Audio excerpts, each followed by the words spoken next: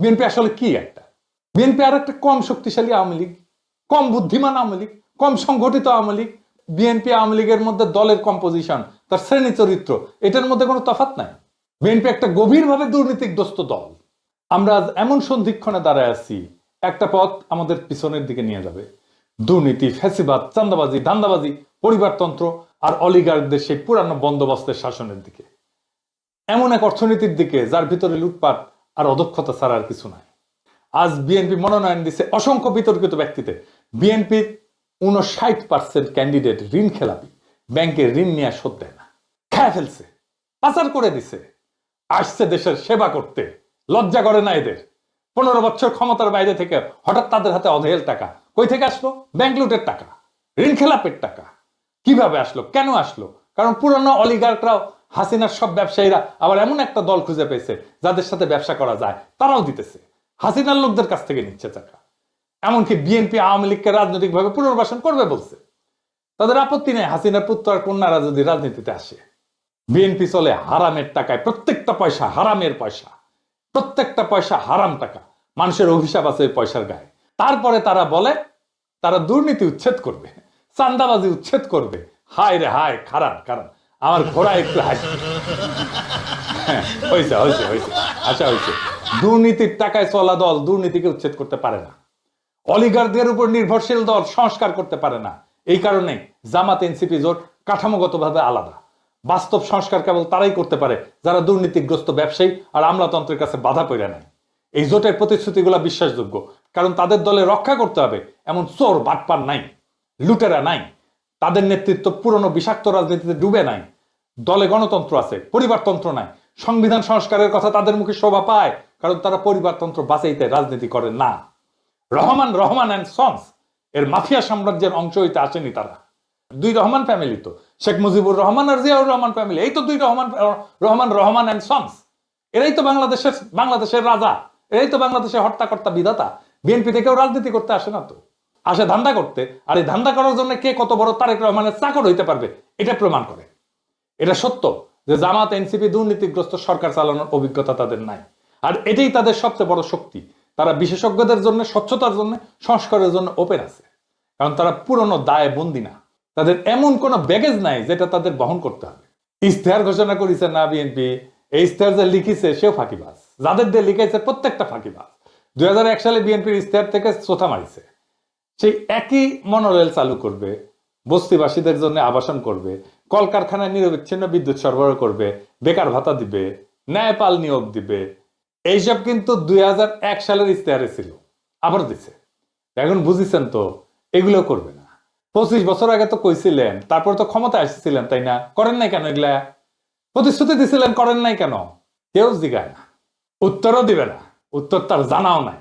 এই যে প্রতিশ্রুতি দিছে, ইশতেহারে নানা কথা লিখছে, এগুলো কিছুই করতে পারবে না, করবেও না। আচ্ছা আসেন আমরা এক্সাম্পল হিসেবে হাঙ্গেরে প্রিন্স ববি হাজ্জাজের আমলনামা দেখি। দেখা দরকার কারা বিএনপির হইয়া ভোটের মাঠে নামছে। ওইকে জানেন, ওর বাপের নাম মুসা বিন শমশের, বাংলাদেশের সবচেয়ে ধনী ব্যক্তি। এতই ধনী যে তারা নিয়ে ডকুমেন্টারি হয়। তারা প্রিন্স বলে ডাকে বিদেশিরা।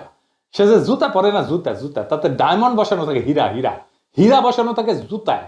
মেনে করছি না, দেখেন। Every day I wear diamond shoes and shadow. So maybe one day. You get a bit.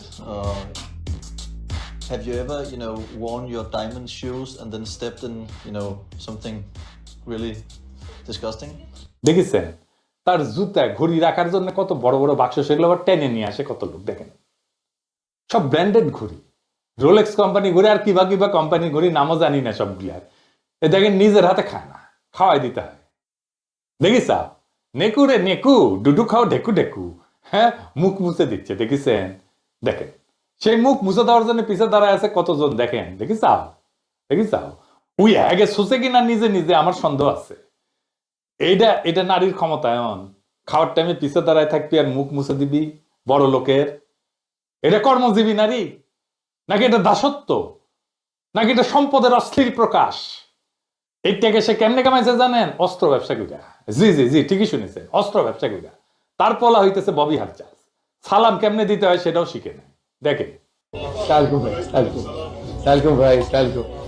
বছরে সালাম দেয় না, নির্বাচন যখন আসে হায় রে সালাম, সালাম দিতে দিতে আসসালামু আলাইকুম এই এত সময় বলবে কতক্ষণ, খালি কয় চালকুম চালকুম, তাড়াতাড়ি হয়ে গেল। এই সুপার রিচের পোলার কেন রাজনীতি সে খাইছিল? কারণ ওর বোনের বিয়ে দিছে শেখ সেলিমের ছেলের সাথে। এবার বুঝেছেন তো রসুনের সব এক জায়গায়, বুঝেছেন তো এইটাই সেই এলিট এস্টাবলিশমেন্ট, সবগুলা এক জায়গায় বান্দা। এই সম্পদ রক্ষা করা লাগবে না, তাই রাজনীতি। হাসিনার বিরুদ্ধে রাজনীতি করছে যেন দুঃসময় বেআইরে প্রোটেক্ট করতে পারে। আওয়ামী লীগের রাজনীতিতে তারেক রহমান তো এমনিতে আনতে চায় না, এই যে এগুলোর জন্য আনতে চায়। এই ববি হাজ্জাজের বাসায় আপনি ঢুকতে পারবেন? ঢুকতে দিবে আপনারে? পারবে না। ওই টাকা সেটা এমপি হবে, ওই ধান্দা করিছে, অত সুজা না। টাকা নেন, অসুবিধা নাই, কিন্তু ভোট দিবেন মামুনুল হককে। হ্যাঁ বুঝি চাও, রিক্সা মার্কে খালি সিল মারো রে সিল মারো, রিক্সা মার্কাত সিল মারো। যে আপনার স্বপ্ন জানে, কল্পনা জানে, দুঃখ জানে, বেদনা জানে, যে সত্যিকার অর্থে আপনার প্রতিনিধি হইতে পারে।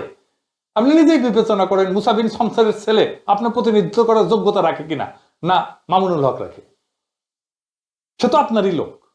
এই ববি হাজ্জাজেরা সেই পথের পথিক, যেই পথে তারেক রহমান আর ধানের শীষ আমাদেরকে নিয়ে যেতে চায়। আর কোন পথ আছে? আর একটা পথ আছে যেই পথ সামনে যায়, ভবিষ্যতের দিকে যায়, জাতিকে ভবিষ্যতের দিকে নিয়ে যায়, একটা নতুন সময়ের দিকে নিয়ে যায়, যেখানে জুলাইয়ের চেতনা বেঁচে থাকে, জুলাই জিন্দা থাকে এবং জনগণের স্বপ্নের রাষ্ট্রের বদলের দাবি জুলাইয়ের চেতনা বাস্তবায়িত হয়। আজ তো জুলাই নিজেই ঝুঁকিতে আছে, জুলাই বিপ্লব আর জুলাই যোদ্ধারা। আজকে প্রশ্ন, আমরা কি জুলাইকে কবর দেব, না আবার পুরনো ব্যবস্থার কাছে আত্মসমর্পণ করব? নাকি বড় লোক রাজনীতিবিদ, লুটেরা, ব্যবসায়ীর দুর্নীতিগ্রস্ত আমাদের লুটপাট অব্যাহত থাকবে? নির্বাচনের দিন যতই ঘনায় আসতেছে সব দলই অনেক ভালো ভালো কথা কইছে, তাই না? তাদের বক্তব্যগুলো শুনলে মনে হয় বাহ কি চমৎকার কথা, একই ভাষার কথা। তারা কি করছে, কে বেশি বিপজ্জনক, কে বেশি অযোগ্য, কাকে বিশ্বাস করা যায় না, কে সেই 1971 স্বাধীনতার বিরোধিতা করেছিল, ওরে বাপ রে, এইখানেই ফাঁদ। নির্বাচনের আগে ভালো কথা বলা খুবই সহজ। পুরুষ মানুষের কুরকুরে নিয়ে উঠলে বৌরে কয় না, দেখিছো দেখিছো কত সুন্দর চাঁদ উঠিছে, উনকে আর কি। ইলেকশন আসলে যত সার্কাস শুরু হয় রাজনৈতিক দলগুলায়, কিন্তু নাগরিকদের কাজ হচ্ছে প্রশ্ন করা। আমাদের কঠিন প্রশ্ন করতে হবে এই রাজনৈতিক দলগুলোতে কারা এই দলগুলোর পেছনে আছে, কোন পরাশক্তি, কোন আন্তর্জাতিক শক্তি, কারা টাকা দেয়, এদের ক্ষমতা আসে কোথায় থেকে, প্রার্থীরা কারা, তাদের রেকর্ড কি, এবং সবচেয়ে গুরুত্বপূর্ণ তারা আদৌ সংস্কার বাস্তবায়ন করতে পারবে কি না বা করতে চায় কিনা। এই জায়গাটা কথা খুব পরিষ্কার করে বলা দরকার। এই নির্বাচন আদর্শ বনাম আদর্শের লড়াই না, এটা ধর্ম বনাম ধর্ম নিরপেক্ষতার লড়াই না, এটা আসলে স্টেট ক্যাপচার বরং স্টেট রিপেয়ার, এইটার লড়াই। রাষ্ট্র ক্ষমতা দখল করে লুটপাট আগের শাসন চালানো আর রাষ্ট্র পুনর্গঠনের লড়াই, এই দুইটা জিনিস। একদিকে আছে এমন দলগুলা যারা রাষ্ট্রকে আগেই দখল করে ফেলছে, ব্যবসা দিয়া, আমলাতন্ত্র দিয়া, পরিবারতন্ত্র দিয়া, পুরনো সিস্টেমের উপরে দখল দিয়া, আগের ব্যবস্থার সাথে সিস্টেম কইরা। তাই তারা বলে হাসিনা না আসলেও হাসিনা পোলামাইয়া আসতে পারবে রাজনীতিতে। বাহ চমৎকার! এই জন্য আমাদের বাচ্চারা রক্ত দিছিল, এই জন্য আমরা লড়াই করে ফেসিবাদ উৎখাত করছি, এই জন্য এত কষ্ট করছি আমরা। আর অন্যদিকে আছে এমন এক শক্তি যাদের এখনো পুরনো সিস্টেম খায়া ফেলায় নাই, দলের মধ্যে চোর ডাকাত লুটপাটকারী নাই, যাদেরকে প্রোটেক্ট করতে হবে ওই দলদেরকে। তাই রাষ্ট্রকে মেরামত করার হিম্মত আছে তাদের। বিএনপি আসলে কি একটা? বিএনপি আর একটা কম শক্তিশালী আওয়ামী লীগ, কম বুদ্ধিমান আওয়ামী লীগ, কম সংগঠিত আওয়ামী লীগ। বিএনপি আওয়ামী লীগের মধ্যে দলের কম্পোজিশন, তার শ্রেণী চরিত্র, এটার মধ্যে কোনো তফাৎ নাই। বিএনপি একটা গভীরভাবে দুর্নীতিগ্রস্ত দল, গভীরভাবে দুর্নীতিগ্রস্ত দল। আর দলের লোকেরা তারেক রহমানের চাকর বাকর। আপনারা জিজ্ঞেস করেন তারেক রহমানের কিভাবে চলে, মানে সংসার চলে কিভাবে, মির্জা ফখরুলের সংসার চলে কিভাবে, জিজ্ঞেস করেন কই থেকে আসে। তারা রাজনীতি করতে আসে নাই, আসতে ধান্দা করতে। তাদের দেশকে নিয়ে কোনো মহৎ স্বপ্ন নাই। থাকলে হাসিনার আমলে জান প্রাণ দিয়ে লড়াই করতো, করে নাই। তারা আওয়ামী লীগের থেকে আলাদা না, একই জিনিসে তৈরি। আওয়ামী লীগ বিরিয়ানি হইলে বিএনপি তেহারি, ভাত পোষলে খাওয়া যায়, বিরিয়ানি তেহারি পোষলে খাওয়া যায় না। এই দুটোই পচা জিনিস। 90-এর দশকে এই দুই দল নীতি আদর্শ দিয়ে প্রতিযোগিতা করেনি, করছে দুর্নীতি, লুটপাট আর পাইয়া দেওয়ার রাজনীতি আর সহিংসতা দিয়ে। 2006 সালে তত্ত্বাবধায়ক ব্যবস্থা ভাঙছে বিএনপির জন্য, বিএনপি দায়ী। সদ্য অবসরপ্রাপ্ত প্রধান বিচারপতিকে তত্ত্বাবধায়ক সরকার প্রধান হবে, এটাই ছিল সিস্টেম। 2004 সালে একটা সংবিধানের 4র্থ সংশোধনী গৃহীত হয়, অনেকেরই স্মরণ আছে। ওই সংশোধনীর মাধ্যমে বিচারপতিদের অবসরে যাওয়ার বয়সসীমা 65 থেকে 67 করা হয়, 2 বছর বাড়ানো হয়। এই বয়স বৃদ্ধির এই সিদ্ধান্তের পেছনে মূলত কাজ করছে পরবর্তী তত্ত্বাবধায়ক সরকার প্রধান কে হবে সেই হিসাব নিকাশ। সাবেক প্রধান বিচারপতি কে এম হাসানকে, যিনি একসময় বিএনপির রাজনীতির সাথে জড়িত ছিলেন, তাকে প্রধান উপদেষ্টা করাই ছিল এই সংশোধনীর মূল উদ্দেশ্য, যার ফল সামরিক শাসন, 111 এবং শেষ পর্যন্ত 15 বছরের ফ্যাসিবাদ। এই ফ্যাসিবাদ কায়েমের পিছনে পুরা দায় বিএনপির। সেই খাসলত বিএনপির বদলায় নাই। 2024-এর 5ই আগস্টের পরে বিএনপি চাঁদাবাজি, ধর্ষণ, খুন, জখম, বাড়ি দখল, 92% সহিংসতার সাথে বিএনপি জড়িত, তাও নিজের দলের লোকদের নিজেরা মারছে। কোন বাজার, হাট, ঘাট, bus stand, tempo stand, rickshaw stand, TV station, media, advertising firm দখল বাড়তে রাখি নাই, সব দখল করে ফেলছে। এস আলমের সাম্রাজ্য চালায় ছিলাম সালাউদ্দিন, বেকাত্তর টিভি চালায় বরকতুল্লাহ বুলু, আর টিভির দখল নিছে ওয়াহিদুজ্জামান অ্যাপোলো। এই কারণেই তারা বিশ্ববিদ্যালয় নির্বাচনগুলোতে প্রত্যাখ্যাত হয়েছে। ছাত্ররা প্রত্যাখ্যান করছে তাদেরকে। ছাত্ররা আদর্শে ভোট দেয় না, তারা দুর্নীতির বিরুদ্ধে ভোট দিচ্ছে। এইবার আসি ভারত প্রশ্নে। সবাই ভারতের সাথে সংলাপের কথা বলে, সবাই সুসম্পর্কের কথা বলে। বিএনপি বলে জাতীয় স্বার্থের কথা, কিন্তু কার স্বার্থ? আওয়ামী লীগ 15 বছর একই ভাষা ব্যবহার করছে, ফল কি পাইছি? ইতিহাসের সবচেয়ে বাজে কূটনৈতিক সম্পর্ক পাইছি ভারতের সাথে, ভারতও এটাই পাইছে। আর এমন একটা জাতি যে নিজের আত্মসম্মান হারায় ফেলছে, তাতে কি ভারতের লাভ হয়েছে না বাংলাদেশের লাভ হয়েছে? কারোই লাভ হয়নি। ভারত শুধু আওয়ামী লীগের ফ্যাসিবাদী শাসনকে সমর্থনই দেয়নি, তারা তার বহু অপরাধী নেতাকে আশ্রয় দিয়ে রাখছে, যাদের ফাঁসি হয়ে গেছে। সংলাপ ভালো কথা, কিন্তু মর্যাদাহীন সংলাপ আসলে কূটনীতির পোশাকে আত্মসমর্পণ। ভারত নিজের মুসলমান নাগরিককে নিপীড়ন করে, তাদের বাংলাদেশি বলে সীমান্তের দিকে ঠেলে দেয়, আমাদের দেশে ঢুকায় দেয়, বাংলাদেশকে কাঁটাতারের বেড়ায় ঘিরে ফেলে, সীমান্তে পাখির মতো গুলি করে মানুষ মারে, কাঁটাতারে ঝুলায় রাখে, অপমানিত করে। অমানবিক আচরণের শিকার হয় আমাদের নাগরিকেরা ভারতের কাছে। কিন্তু তবু তারা ট্রানজিট চায়, সেই দেশের বুকসিরা যে দেশের মানুষকে তারা আবর্জনা বলে মনে করে। এ কেমন কূটনৈতিক সম্পর্ক? এ কেমন রাষ্ট্রে রাষ্ট্রের সম্পর্ক? একটা জাতির মর্যাদার কি কোনো দাম নাই? এই জায়গায় জামাত, এনসিপি জোট এবং জুলাইয়ের যোদ্ধারা পরিষ্কার। আগে মর্যাদা, সংলাপ পরে। এখন পশ্চিমা আর বাঙ্গি সুশীলদের ভয়গুলার কথায় আসি। নারীর অধিকার, সংখ্যালঘুর অধিকার, ইসলামী রাষ্ট্র হইতেছে কিনা, শরিয়া আইন আসতেছে কিনা, এই উদ্বেগগুলা বাস্তব এবং এগুলোকে উড়ায় দেওয়া যাবে না। বাংলাদেশ গভীরভাবে ধর্মপ্রাণ দেশ। বাংলাদেশের মানুষ তার ধর্মের কাছাকাছি থাকতে চায়, কিন্তু বাংলাদেশের মানুষ ধর্মীয় সম্প্রীতি কি সেটা জানে। বাংলাদেশের সাম্প্রদায়িক টেনশন লাগাই রাখছে দুইটা দল, বিএনপি আর আওয়ামী লীগ। হিন্দুদের সম্পত্তি দখল করছে কে? আওয়ামী লীগ আর বিএনপি তো ভাগাভাগি কইরা।